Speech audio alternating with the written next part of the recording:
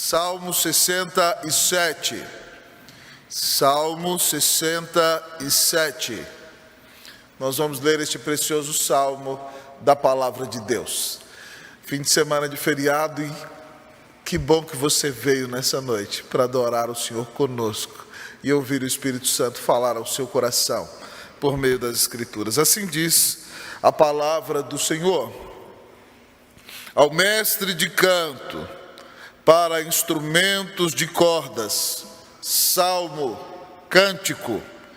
Seja Deus gracioso para conosco e nos abençoe, e faça resplandecer sobre nós o rosto, para que se conheça na terra o teu caminho, e em todas as nações a tua salvação. Louvem-te os povos, ó Deus, louvem-te os povos todos. Alegrem-se e exultem as gentes, pois julgas os povos com equidade e guias na terra as nações. Louvem-te os povos, ó Deus, louvem-te os povos todos.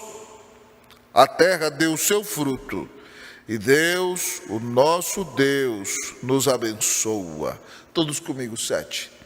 Abençoe-nos, Deus, e todos os confins da terra o temerão. Pai, dá glória ao nome de Jesus nesta noite, Pai. Dá glória a Ti mesmo, ó Deus amantíssimo. Não há outro Deus além de Ti. E nessa manhã, Senhor, Tu nos visitaste com graça no culto matutino. Podemos perceber Tua presença aqui e a podemos perceber mais uma vez nesta noite. E rogamos-te, Deus, que tenhamos um encontro vivo e pessoal com o Senhor. Fala conosco, Deus. Abençoa a nossa vida. Ó Deus, usa-nos para ser uma bênção nas Tuas mãos. Para sermos uma bênção neste tempo. Para que muitas pessoas conheçam o Salvador. Fala conosco, Deus amado. Fala conosco, Deus bendito. Eu te peço em nome de Jesus. Amém. A igreja pode sentar-se.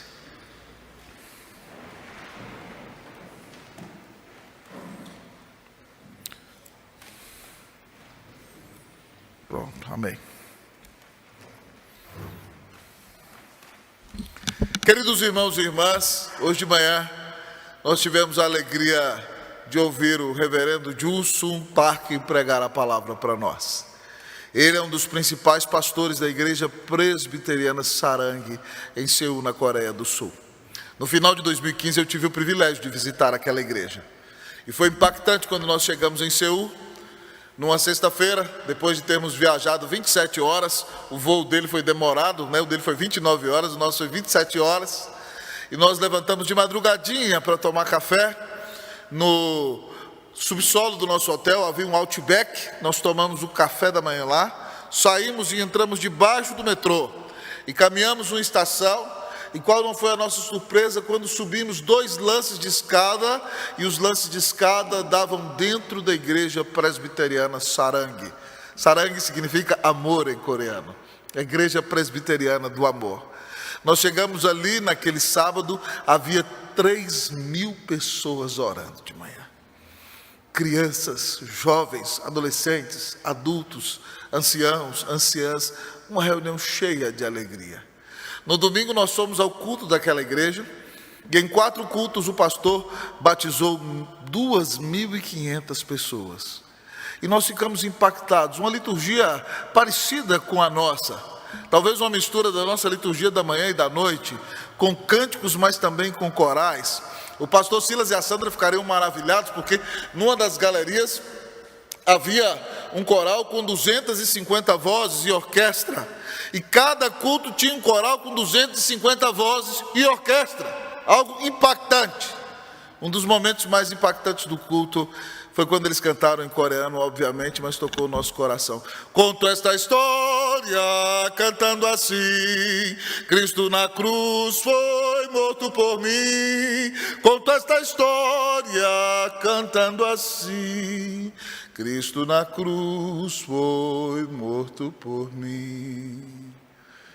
E nós impactados, maravilhados, uma igreja com 16.000 pessoas nos 4 templos que a igreja tem.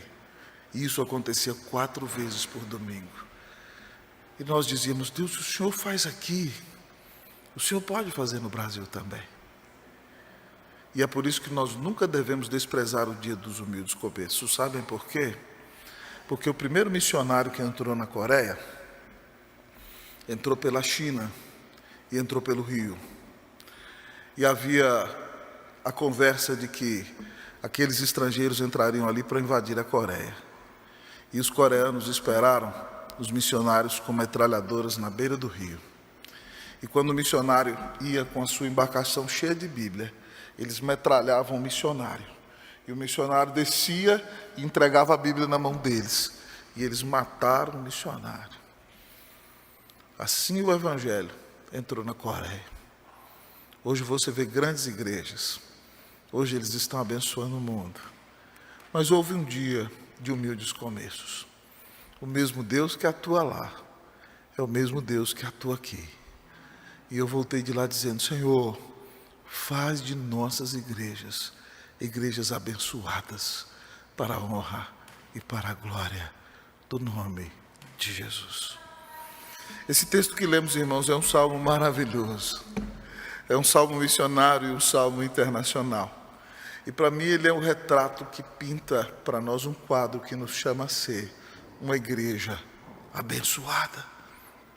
Não só a igreja da Coreia é abençoada. A nossa igreja, que não tem tantas pessoas reunidas, mas as que aqui estão em nome de Cristo, é uma igreja muito abençoada. E para que nós sejamos uma igreja mais abençoada, você precisa se propor a ser um cristão abençoado, que faz toda a diferença nesse mundo, para que nós sejamos uma igreja abençoada para a honra e para a glória do nome de Jesus. O Salmo nos apresenta uma igreja abençoada. É o chamado de Deus para Israel. Deus quer chamar Israel para ser uma igreja abençoada. E a primeira verdade que o Salmo nos diz é a seguinte: uma igreja abençoada conhece ao seu Senhor. Uma igreja abençoada conhece ao seu Senhor. Vamos ler, irmãos e irmãs, versículo 1, eu vou ler primeira vez, a igreja lê segunda vez. Seja Deus gracioso para conosco e nos abençoe e faça resplandecer sobre nós o rosto. Vamos lá, você pode ler, vamos lá? Seja Deus gracioso para conosco e nos abençoe e faça resplandecer sobre nós o rosto. O salmista expressa um desejo de que Deus derrame a sua graça sobre o seu povo. Graça é favor imerecido. Mas ele usa um sinônimo para graça que é bênção. Seja Deus gracioso para conosco e nos abençoe. A língua hebraica gosta muito de paralelismos, palavras diferentes para repetir as mesmas ideias, inclusive ampliando o significado das mesmas. Então ele diz que ser agraciado por Deus é ser abençoado por Deus. E aí então ele vai definir diante dos nossos olhos o que é ser agraciado por Deus e ser abençoado por Deus. E ser agraciado e abençoado por Deus é conhecê-lo mais e mais. O texto diz: seja Deus gracioso para conosco e nos abençoe e faça resplandecer sobre nós o rosto. A maior bênção para o judeu do Antigo Testamento era o resplendor da face de Deus.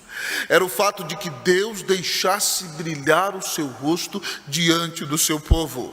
A maior bênção para o judeu do Antigo Testamento é que ele pudesse contemplar o brilho da glória da face de Deus.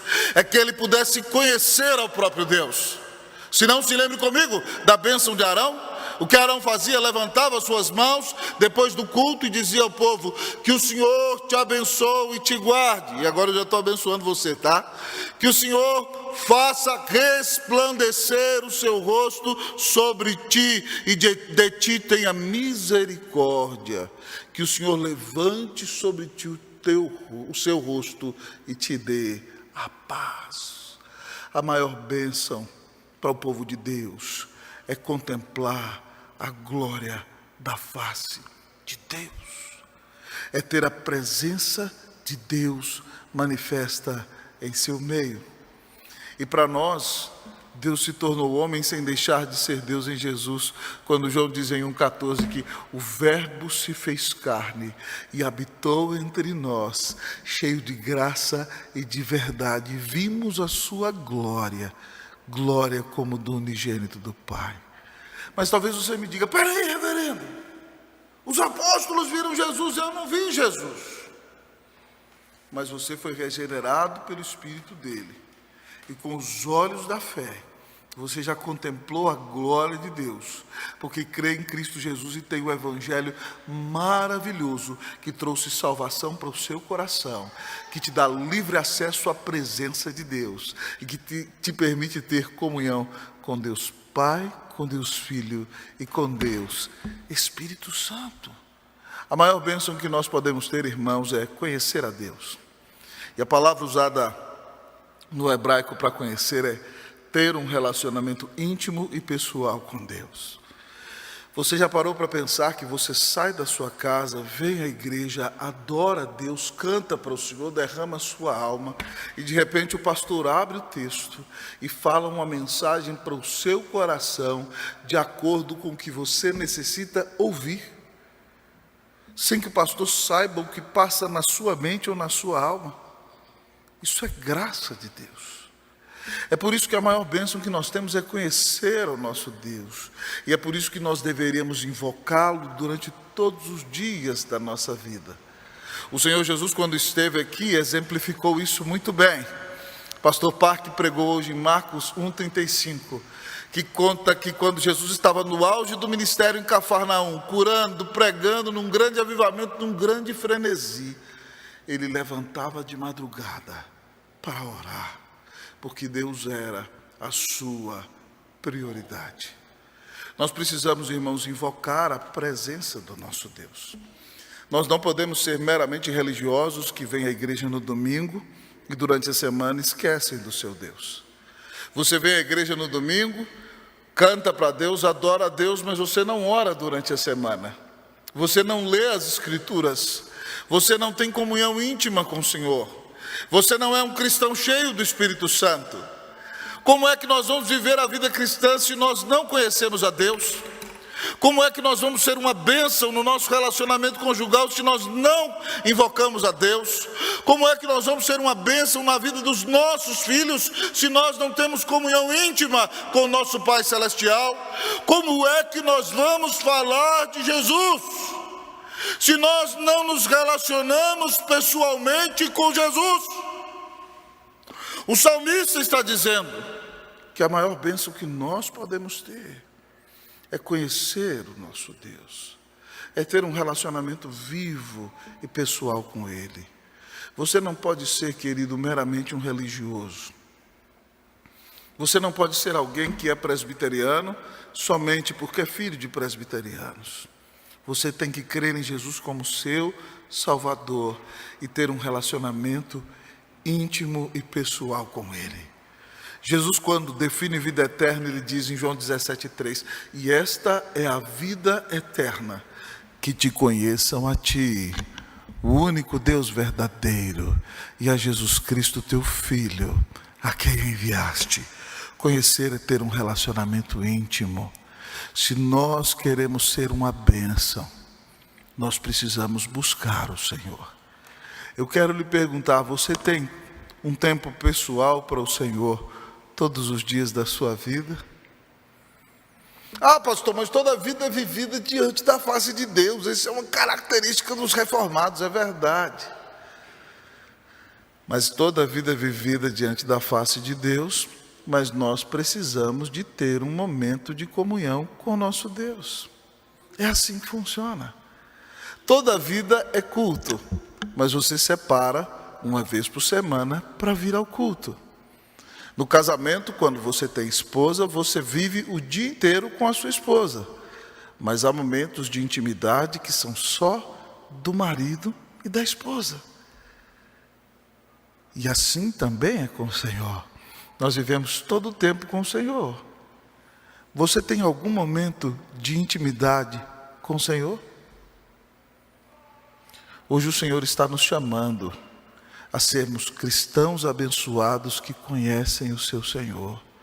Muitas vezes você não tem sido mais abençoado porque você não tem um tempo para Jesus na sua vida. Nessa noite minha oração é que você saia desse sermão dizendo: eu preciso levar a sério o meu relacionamento com Deus. Eu preciso separar tempo para buscar a presença do Senhor. Eu preciso confessar os meus pecados. Eu preciso ser cheio do Espírito Santo. Preste atenção, irmão, existem tentações que você só vai vencer por meio da oração. Não tem outra maneira. E se você não ora toda vez que a tentação se levanta diante de você, você perde, você falha, você tropeça. Eu uma vez conheci uma moça muito ciumenta. E ela tinha dificuldades no seu relacionamento. Até que ela viu quanto ciúmes lhe fazia mal. E ela se propôs a orar. E ela orou. E Deus curou os ciúmes na vida dela. Certa vez eu conheci alguém que não conseguia se libertar do vício do cigarro. E essa pessoa orou. E Deus a libertou do vício do cigarro. Se você quer vitórias espirituais na sua vida, você precisa entender que vitórias espirituais só vêm com armas espirituais. Você precisa ser um homem de oração. Você precisa ser uma mulher de oração. Para vencer o vício do celular. Pastor, o celular virou vício. Não fale sobre isso. É uma grande verdade. Para você vencer o vício do celular, você precisa se dedicar a orar. Comece a priorizar o Senhor. Nós só vamos ser a bênção que se espera de nós quando nós formos verdadeiramente uma igreja de oração. Uma igreja abençoada, conhece o seu Senhor. Você conhece o seu Senhor? Que Deus faça de nós homens e mulheres de oração, em nome de Cristo Jesus. Amém. Mas o Senhor nos chama a ser uma igreja abençoada. Uma igreja abençoada conhece o seu Senhor. E porque ela conhece o seu Senhor, em segundo lugar, o texto nos diz que ela abençoa as nações. Uma igreja abençoada conhece o seu Senhor. Em segundo lugar, o texto nos diz que uma igreja abençoada abençoa as nações. Nós vamos ler, irmãos, do versículo 2 até o versículo 5. Eu vou ler o 2, a igreja o 3, eu o 4, a igreja o 5. Leamos todos, assim diz o Salmo. Eu vou ler 1 e o 2. Seja Deus gracioso para conosco e nos abençoe e faça resplandecer sobre nós o rosto, para que se conheça na terra o teu caminho e em todas as nações a tua salvação. Vocês vão ler o 3, amados irmãos e irmãs.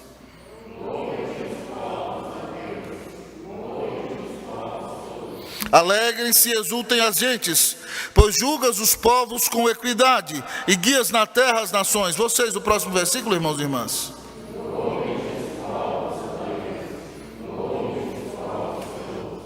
Louvem-te os povos, ó Deus, louvem-te os povos todos. Queridos irmãos e irmãs, em segundo lugar, o texto nos diz que uma igreja abençoada abençoa as nações. Por quê? Porque quando a igreja conhece Jesus, ela fala de Jesus. Quando você está cheio de Jesus, você não pode deixar de falar daquilo que viu e ouviu. O texto está dizendo que se Israel está cheio da presença do Senhor e conhece o Senhor, ele não vai conseguir ficar calado, ele vai falar do Senhor para as nações. Quando ele diz o versículo 1, seja Deus gracioso para conosco, nos abençoe, faça resplandecer sobre nós o seu rosto. Qual é o propósito de tudo isso?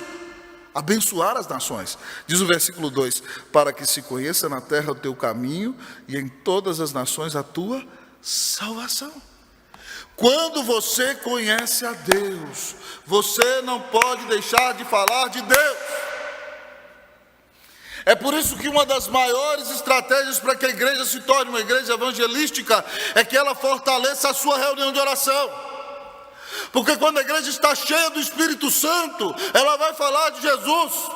Vocês se lembram dos apóstolos e dos discípulos quando Jesus morre e ressuscita? Há um grupo de 120 pessoas e eles estão fechados no cenáculo, morrendo de medo dos judeus.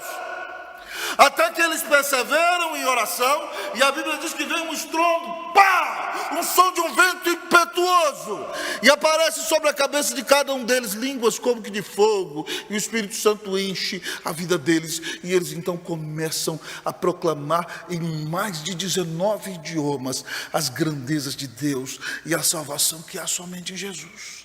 Cheios do Espírito Santo, eles não param de pregar, e até o final do livro de Atos, você os vê pregando, indo para a cadeia, levando paulada, sendo apedrejados, perseguidos, assassinados, porque eles eram homens e mulheres, cheios do Espírito Santo. Uma igreja abençoada, é uma igreja que conhece o seu Senhor, mas ela é uma igreja que abençoa as nações. Quando nós conhecemos o Senhor, nós vamos falar do Senhor. E o texto diz que vai se conhecer na terra. Todos os que estão ao nosso redor, aqui e ali além, vão conhecer o caminho. Quem é o caminho, irmão? Jesus disse: eu sou o caminho, a verdade e a vida. Ninguém vem ao Pai senão por mim. Se nós conhecemos a Deus, nós vamos falar de Deus, e as nações vão conhecer o caminho que leva a Deus, que é Jesus. E o texto diz: para que se conheça na terra o teu caminho, e em todas as nações a tua salvação. E aí sabe o que acontece? Se as nações se convertem ao Senhor, elas adoram a Deus. É por isso que o versículo 3 diz: louvem-te os povos, ó Deus, louvem-te os povos todos. Hoje nós cantamos aqui: de todas as tribos, povos e raças, muitos virão te louvar. Apocalipse fala sobre isso: de tantas culturas, línguas e nações, no tempo e no espaço virão te adorar.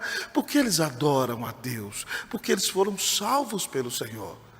Alguns domingos atrás nós cantamos o Salmo 96, que diz: cantai ao Senhor um cântico novo, cantai ao Senhor, todas as terras cantai ao Senhor, bendizei o seu nome, proclamai a sua salvação. Quando a igreja conhece a Deus, ela abençoa as nações, porque ela fala de Deus. E as nações convertidas vão adorar a Deus. Mas não somente cantarão para o Senhor.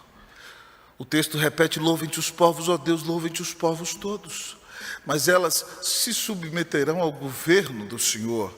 Diz o versículo de número 4: alegrem-se e exultem as gentes, pois julgas os povos com equidade e guias na terra as nações. Louvado seja Deus, irmãos.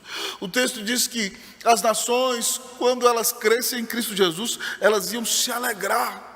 E o texto diz mais: elas iam saltar de alegria, elas iam exultar no íntimo. Por quê? Porque Deus é justo juiz, pois julgas os povos com equidade. O que nós mais vemos neste mundo, irmãos, é injustiça, é engano, é mentira, são julgamentos falsos, amados amigos e irmãos. Neste país, muitas vezes nós nos surpreendemos com julgamentos, alguns deles até da corte mais alta da nossa nação, que nos deixam angustiados e perplexos, porque os julgamentos humanos são injustos. Mas o texto diz que Deus julga com equidade. A palavra equidade significa retidão.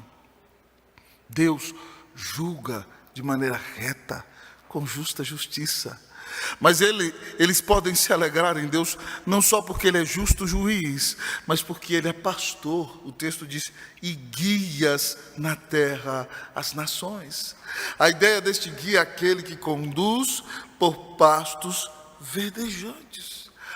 Meus queridos amigos e irmãos, nós sabemos que muitas das nações mais prósperas do mundo foram nações que ouviram a mensagem do Evangelho e aplicaram os princípios da palavra de Deus, e acabaram se tornando nações com mais justiça, porque à época se comprometeram com a palavra de Deus.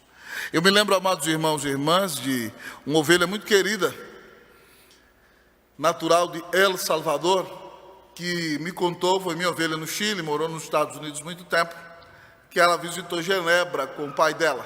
Genebra, onde Calvino pregou. onde igrejas foram levantadas, que infelizmente hoje está sendo dominada também por um liberalismo ético terrível. Mas ela diz que na década de 70 ela esteve com o pai dela em Genebra. E o pai dela estava com a carteira cheia de dinheiro. E se sentou numa padaria para tomar o café. E colocou a carteira.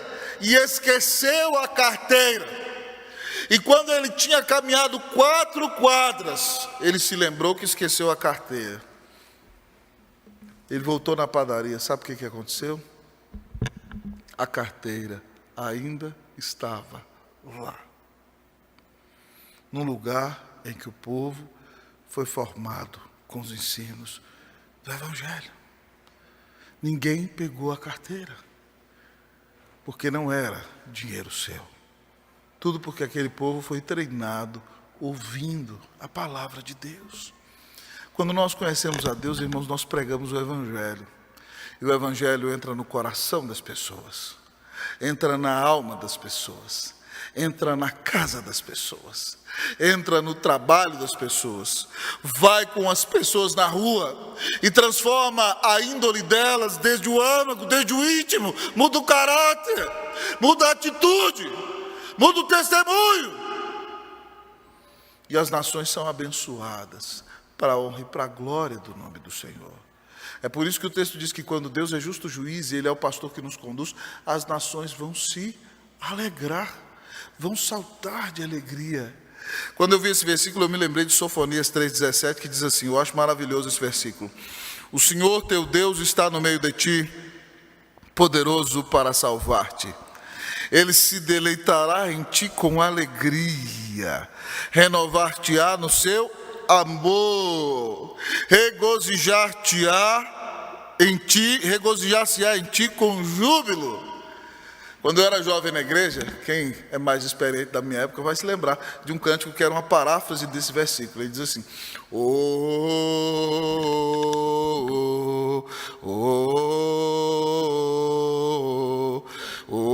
quem souber cante comigo, vamos lá? Senhor Deus está no meio de ti, Senhor Deus te salva, sobre ti se alegrará, Ele em amor te renovará e deixará sobre ti a alegria,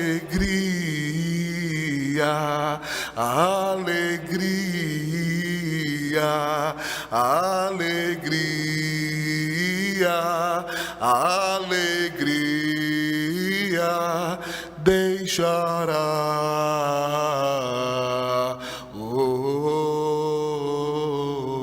Que bênção maravilhosa. Nós podemos nos regozijar quando nós entendemos que Deus nos amou, que Ele é justo juiz sobre todas as coisas, que Ele pastoreia a nossa vida e que Ele cuida de nós. Que bênção maravilhosa, irmãos. O nosso texto está dizendo que uma igreja abençoada abençoa as nações, porque ela prega o Evangelho, ela leva as nações a adorar a Deus, ela leva as nações a se submeterem ao juízo e ao pastoreio de Deus, e essas nações vão experimentar a alegria de Deus. Foi isso que aconteceu lá na cidade de Harrisburg, nos Estados Unidos, no ano de 1855, quando aquela cidade experimentou um grande avivamento espiritual. Nasceu ali a segunda igreja presbiteriana de Harrisburg. E dentre os membros fundadores daquela igreja estava um neto de pastor, filho de um médico deputado, cujo nome era Ashbel Green Simonton.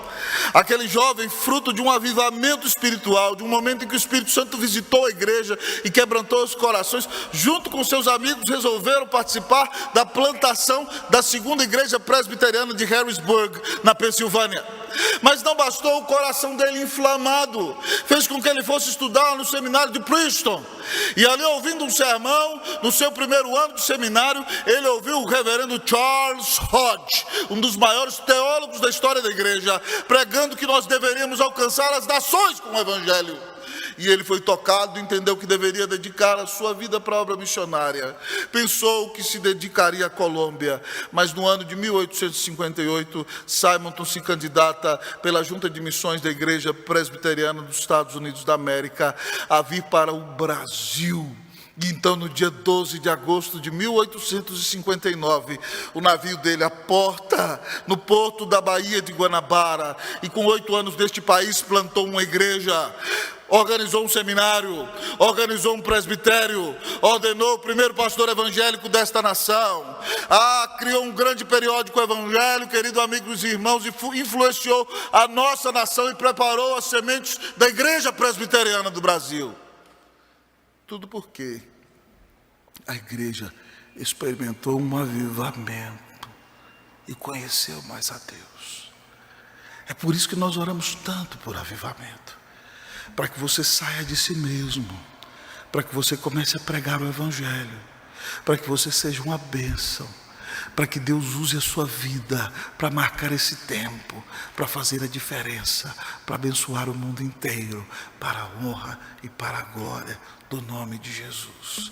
Se você experimenta um reavivamento espiritual, ninguém vai te segurar, meu irmão. A sua vida vai ser uma bênção, minha irmã, para a honra e para a glória do nome de Jesus. Uma igreja abençoada é uma igreja que conhece o seu Senhor, é uma igreja que abençoa as nações. Depois do segundo ponto, como esse, pastor, o que eu preciso fazer para abençoar nações? Em primeiro lugar, ore por elas. Em segundo lugar, se propõe a pregar o evangelho onde você está. Fale de Jesus para os seus amigos, para os seus colegas, para os seus familiares, porque eles estão caminhando a passos largos para o inferno e eles não têm esperança de vida eterna se eles não crerem que Jesus Cristo é o Filho de Deus. E peça a Deus o seguinte: Senhor, me dá oportunidades para ser uma bênção e conduz a minha vida. E Deus vai te usar para abençoar muitas vidas, para a honra e para a glória do nome de Jesus. Se você quer ser um cristão abençoado, busque a face de Deus e se disponha para ser uma bênção nas mãos de Deus. Mas, pastor, o que mais caracteriza uma igreja abençoada? Uma igreja abençoada, conforme nos diz o texto, é uma igreja que conhece o seu Senhor. Uma igreja abençoada abençoa as nações. Mas uma igreja abençoada depende de Deus. Uma igreja abençoada depende de Deus. Vamos ler, irmãos, versículo de número 6. Eu lerei uma vez, você segunda vez. A terra deu o seu fruto, e Deus, o nosso Deus, nos abençoa. Vamos lá todos juntos? A terra deu o seu fruto, e Deus, o nosso Deus, louvado seja Deus. Essa igreja que abençoa as nações, amados irmãos, depende do sustento de Deus. Quando Deus coloca Adão no jardim, amado irmão, Ele disse que ele podia comer de toda a erva do campo, de todo o fruto que havia no jardim, exceto do fruto do conhecimento do bem e do mal. Satanás, maldito, mentiroso, infernal, querendo enganar a nossa primeira mãe e querendo pintar um quadro para dizer que Deus é mau, se aproxima de Eva e diz: é verdade que vocês não podem comer de nenhuma árvore do jardim? Nós podemos comer de todas. E o texto está dizendo que Deus usa a terra para sustentar o seu povo. E que quando Deus nos sustenta, Ele nos abençoa. A terra deu o seu fruto e Deus, o nosso Deus, nos abençoa. Nós, amados irmãos, podemos nos dedicar a servir a Deus, porque Ele vai cuidar do nosso sustento. Nós sabemos que vamos trabalhar e lançar a semente, na certeza de que os que com lágrimas semeiam, com júbilo ceifarão. Que quem sai andando e chorando enquanto semeia, voltará com júbilo trazendo seus feixes, porque Deus promete nos sustentar. Deus promete cuidar de nós. A terra deu o seu fruto e Deus, o nosso Deus, nos abençoa. Deus cuida de você. Dependa de Deus. Talvez você fique preocupado: pastor, como é que eu vou servir a Deus? A vida está tão complicada, tanta escassez, eu perdi o trabalho, com tanta dificuldade. Seja fiel, sirva ao Senhor com seus dons e talentos, exerça sua profissão para a glória de Deus. Deus promete na palavra dele que a terra vai dar o fruto e vai sustentar você. Eu gosto muito do Salmo 128, irmão, porque ele diz assim: Bem-aventurado o homem que teme ao Senhor e anda nos seus caminhos. Do trabalho de tuas mãos comerás, feliz serás, e tudo te irá bem. Deus promete nos dar o sustento. Pastor, às vezes crente perde o emprego, sim. Mas até na hora em que você perde o emprego, Deus cuida de você. Eu gosto muito do Salmo 37, 25, Davi já bem velhinho, né? Eu imagino ali, Davi já está tão velhinho que ele não consegue nem se esquentar no frio da cama, né? Chamaram uma moça lá, a última esposa dele, Abisag, né? A sunamita. Casaram Davi com aquela moça bonita só para ela dormir e esquentar ele, porque ele está tão velhinho que ele não consegue nem se aquecer mais.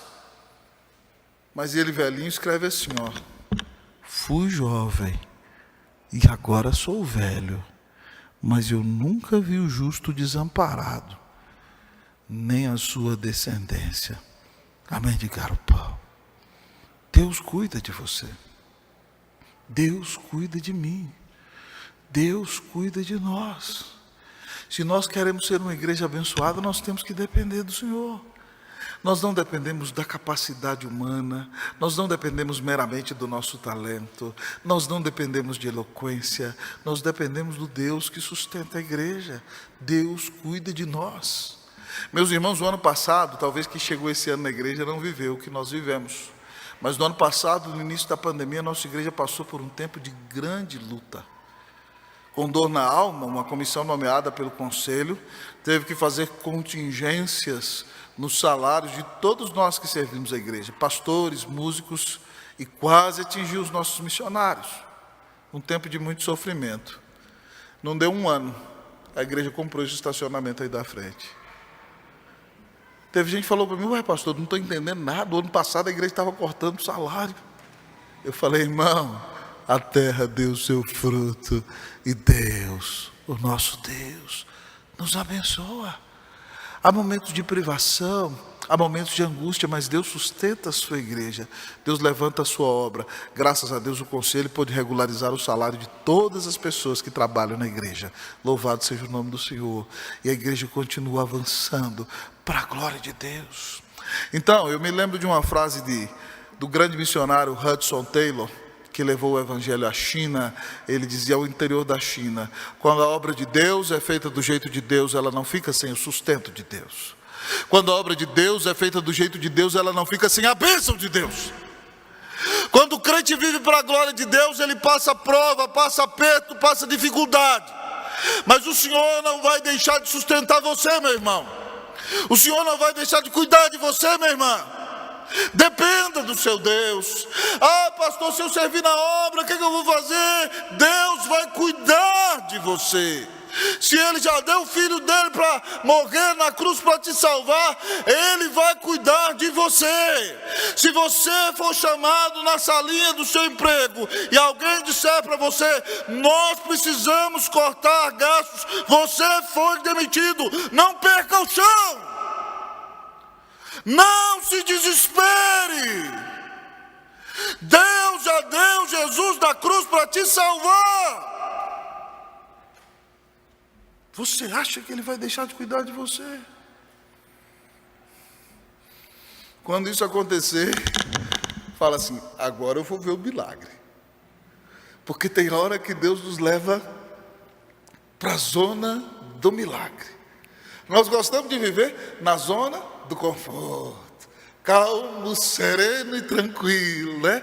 Mas tem hora que Deus nos leva para a zona do milagre. E essa zona é a zona onde você dobra o joelho e vê Deus fazer coisas gloriosas para a honra e para a glória do nome de Jesus. É ali na zona do milagre que Deus fortalece a sua fé. É ali que Ele quebranta a sua vida. É ali que Ele renova a sua esperança. É ali, querido amigo e irmão, que Ele te enche da presença dEle e te dá a certeza que ainda que você ande pelo vale da sombra da morte, você não precisa temer mal nenhum, porque o Senhor está contigo. A sua vara e o seu cajado te consolam. Coragem, meu irmão. Coragem, minha irmã. Dependa do Senhor. Ele está cuidando de você. Quando você depende de Deus, você pode dizer como o apóstolo Paulo: sem enfrentar qualquer situação, Sei estar na fartura, sei estar na escassez, sei ter muita saúde, sei ficar doente. Posso todas as coisas em Cristo que me fortalece. Que bênção maravilhosa é saber que, independentemente de qualquer coisa que nós enfrentarmos nessa vida, o Senhor diz para você: ei, preste atenção, eu morri por você na cruz, eu nunca vou te deixar, eu jamais vou te abandonar. Deus te leva para o deserto para que você o conheça mais. Dependa de Deus. Ele ama você, Ele te carrega no colo, Ele nunca vai te abandonar. Louvado seja o nome do Senhor. Que você continue a ser uma bênção para a honra e para a glória do nome de Jesus. Você é um cristão abençoado. Eu fico feliz, irmãos, porque a Unida para a Glória de Deus é uma igreja muito abençoada. Louvado seja o nome do Senhor. Pastor, o que caracteriza uma igreja abençoada? Uma igreja abençoada conhece o seu Senhor. Uma igreja abençoada abençoa as nações. Uma igreja abençoada depende de Deus. Mas em último lugar, o texto nos diz nesta noite que uma igreja abençoada clama ao Senhor. Uma igreja abençoada clama ao Senhor. Se você está anotando, esse é o quarto ponto. Primeiro ponto, qual foi? Uma igreja abençoada conhece o seu Senhor. Segundo ponto, uma igreja abençoada abençoa as nações. Terceiro ponto, uma igreja abençoada depende de Deus. Quarto e último ponto. Não vai dizer que você não sabe os pontos. Estou falando com clareza, né? Uma igreja abençoada clama ao Senhor. Clama ao Senhor. Vamos ler, irmãos, versículo de número 7. Eu leio uma vez, a igreja segunda vez. Abençoe-nos Deus, e todos os confins da terra o temerão. Você, meu irmão.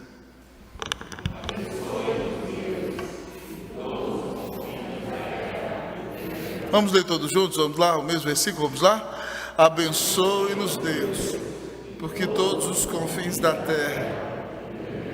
Meu irmão, é impossível que alguém seja mais generoso do que Deus. E o salmista, além de ser inspirado pelo Espírito Santo, é muito inteligente.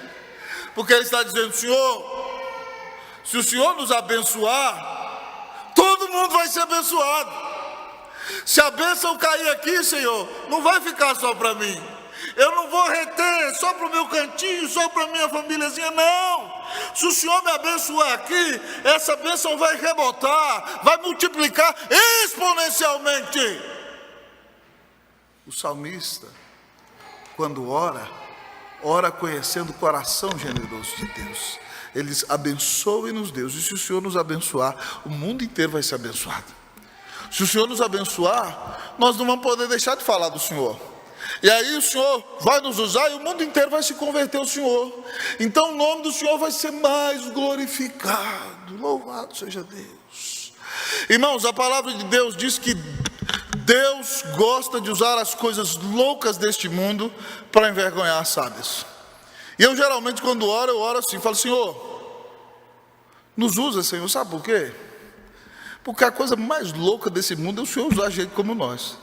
É totalmente fora de nexo, né? É algo assim, sem percepção alguma. Parece até sem noção. Mas se o Senhor vai usar gente como nós, sabe o que vai acontecer? É o Senhor que vai ser glorificado. Porque não vai ter outra possibilidade. Porque quando as pessoas olharem esse tipo de gente aí, que Deus está usando, então nos usa, Senhor, e o Senhor vai ser glorificado. Irmãos, eu tenho experiência, conto para a glória de Deus. Paulo, nas pregações dele, contava as experiências dele, né? Em Gálatas 2 você vê como ele conta como ele confrontou Pedro. Em 2 Coríntios 12 ele conta como ele foi arrebatado até o terceiro céu. Então não tem problema contar uma experiência na pregação, desde que ela glorifique a Deus. E eu me lembro certa vez que eu fui pregar em Copiapó, no norte do Chile. Deus estava abençoando o nosso ministério. E Deus tinha me dado a bênção de ser um pregador, não só na igreja que eu era pastor, mas eu já vinha pregando em conferências de norte a sul do Chile. E lá na igreja de Copiapó, ouviram que Deus estava abençoando o pastor da Sexta Igreja de Santiago, que ele estava pregando em alguns lugares, e me convidaram para pregar num evento muito importante, ainda que não me conhecessem pessoalmente.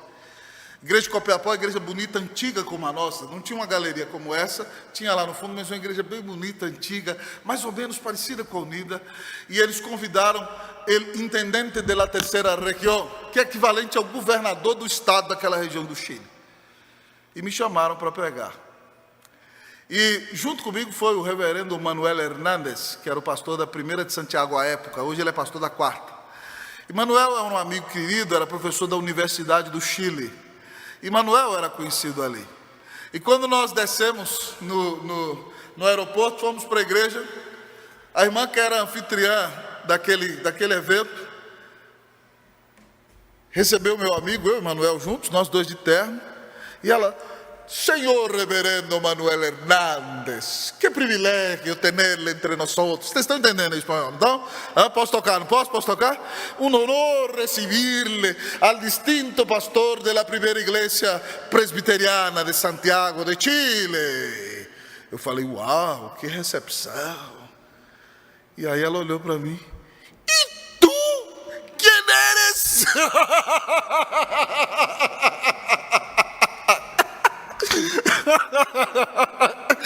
E quando eu olhei para ela, eu: sim, e tu? Eu falei: eu me chamo Roster, né, em espanhol. Eu me chamo Roster. Ella: tu? Eres el pastor Roster? Tu eres um lolito, você é um adolescente, você não é nada, você não é um reverendo Roster, coisa alguma.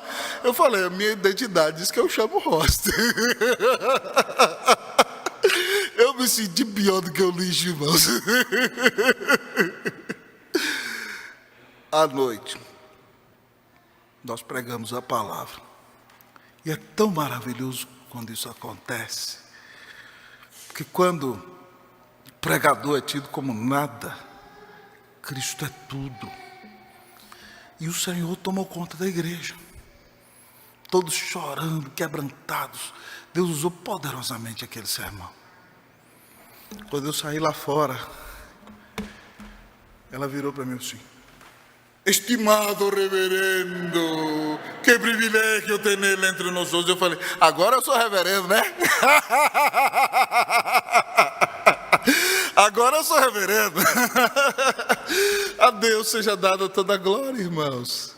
É assim que funciona. Quando Deus usa a gente pequenininha, quando Ele nos abençoa, o mundo inteiro é abençoado. Então não se preocupe se estão desprezando você, se não estão reconhecendo as suas capacidades. Se você é pequeno, não importa.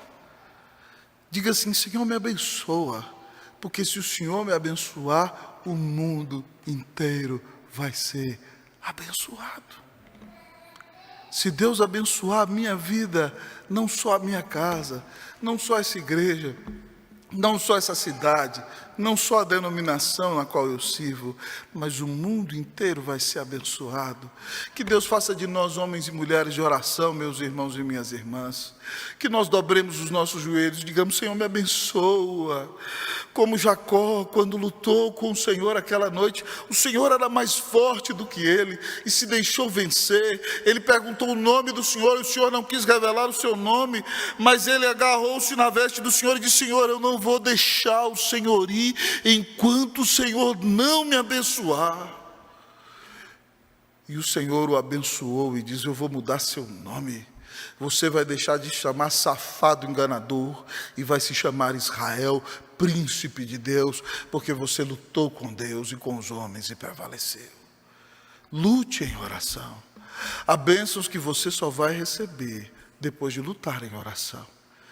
Diga: Deus me abençoa, e o mundo vai ser abençoado, para a honra e para a glória do nome de Jesus.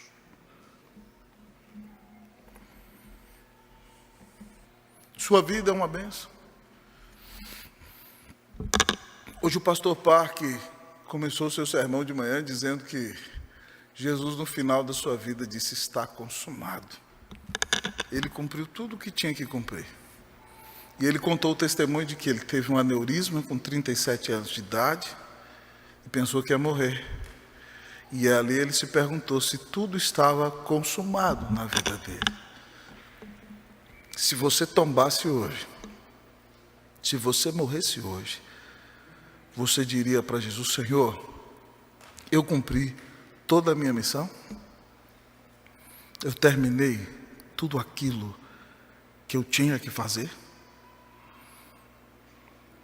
O mundo inteiro vai dizer: lá foi uma grande bênção nas mãos de Deus. Eu sou um crente abençoado. Um crente abençoado é alguém que conhece o seu Senhor. É aquele que abençoa ao seu redor e as nações. É aquele que depende de Deus. É aquele que clama ao Senhor. Uma igreja abençoada é uma igreja que conhece o seu Senhor. É uma igreja que abençoa as nações. É uma igreja que depende de Deus. É uma igreja que clama ao Senhor. Cristo, querido amigo irmão, conheceu seu Pai, porque era um com Ele, mas orava sempre a Ele. Cristo, querido amigo irmão, abençoou os seus eleitos do mundo inteiro quando deu a vida na cruz para salvá-los. Cristo, querido amigo irmão, dependeu do Espírito de Deus sempre enquanto fez o seu ministério. Cristo, querido amigo irmão, intercedeu por nós com forte clamor e lágrimas, e hoje está à destra de Deus Pai e vive intercedendo por nós. Ele nos amou e deu a vida na cruz para nos salvar, e porque Ele fez tudo isso, nós podemos ser uma grande bênção nas mãos de Cristo Jesus. Hoje o Senhor te chama a ser uma bênção, um cristão abençoado. Eu quero convidá-lo a orar nesta noite e dizer: Senhor, me perdoa porque eu não conheço o Senhor como deveria. Senhor, me perdoa porque eu só penso em mim mesmo, só olho para o meu umbigo, a minha vidinha é só para satisfazer meu próprio prazer. Eu não faço diferença na vida de ninguém. Senhor, me perdoa porque eu não tenho dependido de Ti. E se a tragédia batesse à minha porta, eu entraria em desespero. Senhor, me perdoa porque eu não tenho clamado ao Senhor. Se o Espírito Santo está mostrando isso ao seu coração, se arrependa nesta noite. E hoje o Senhor vai levantar você daqui e você vai sair desse lugar para ser uma bênção incomparável. Porque você vai conhecer o seu Deus, você vai abençoar as nações, você vai depender mais do seu Deus, você vai ser um cristão, uma cristã de oração. Que Deus faça de você um crente abençoado, membro desta igreja abençoada, em nome de Jesus. Amém.